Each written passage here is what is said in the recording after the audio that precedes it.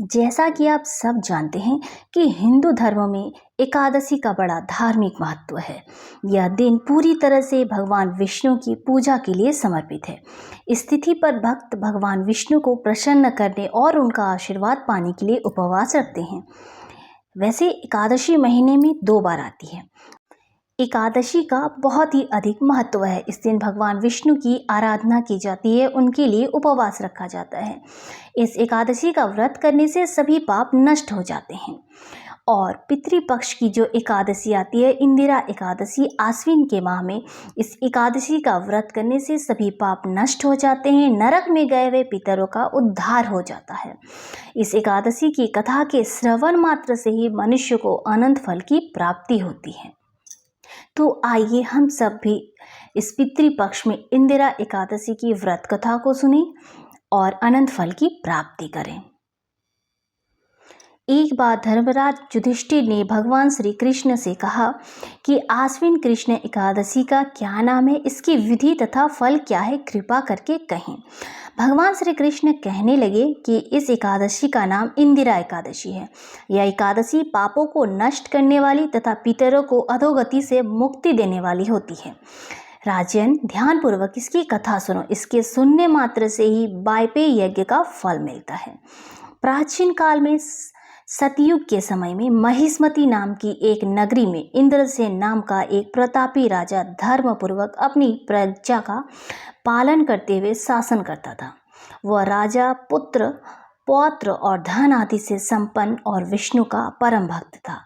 एक दिन जब राजा सुखपूर्वक अपनी सभा में बैठा था तो आकाश मार्ग से महर्षि नारद उतरकर उनकी सभा में आए। राजा उन्हें देखते ही हाथ जोड़कर खड़े हो गए और विधि पूर्वक आसन व अर्घ्य दिया।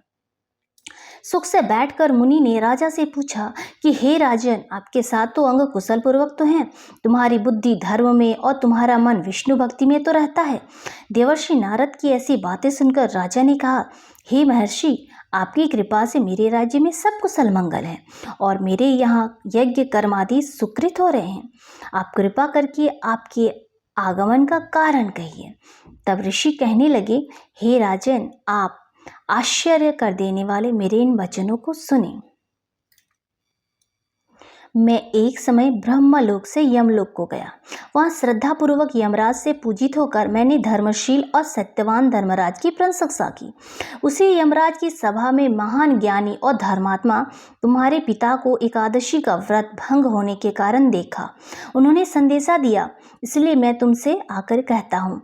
उन्होंने कहा कि पूर्व जन्म में कोई विघ्न हो जाने के कारण वह यमराज के निकट हैं और तुम मेरे पुत्र को यदि आश्विन कृष्ण एकादशी का व्रत मेरे निमित्त करने के लिए कहें तो मुझे स्वर्ग की प्राप्ति हो सकती है।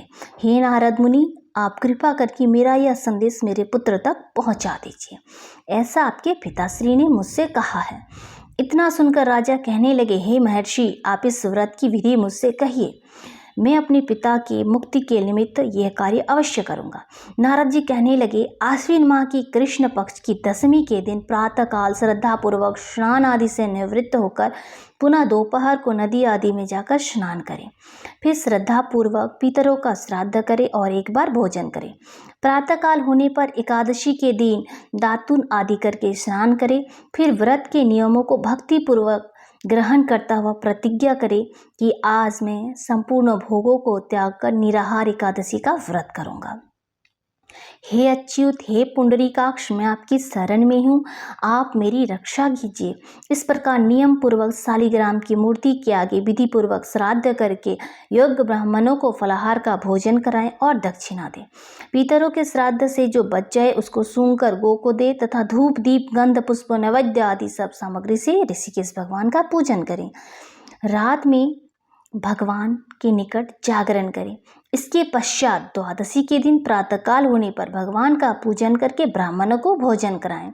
भाई बंधु स्त्री और पुत्र सहित आप भी मौन रहकर भोजन करें। नारद जी कहने लगे कि हे राजन, इस विधि से यदि तुम आलस्य रहित होकर इस एकादशी का व्रत करोगे तो तुम्हारे पिता अवश्य ही स्वर्ग लोक को जाएंगे। इतना कहकर नारद जी अंतर्ध्यान हो गए।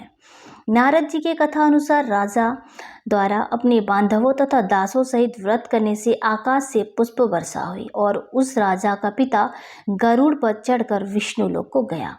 राजा इंद्रसेन भी एकादशी के व्रत के प्रभाव से निष्कंटक राज्य करके अंत में अपने पुत्र को सिंहासन पर बैठाकर स्वर्गलोक को गया। भगवान श्री कृष्ण ने कहा, हे युधिष्ठिर, इस इंदिरा एकादशी के व्रत का महत्व मैंने तुमसे कहा।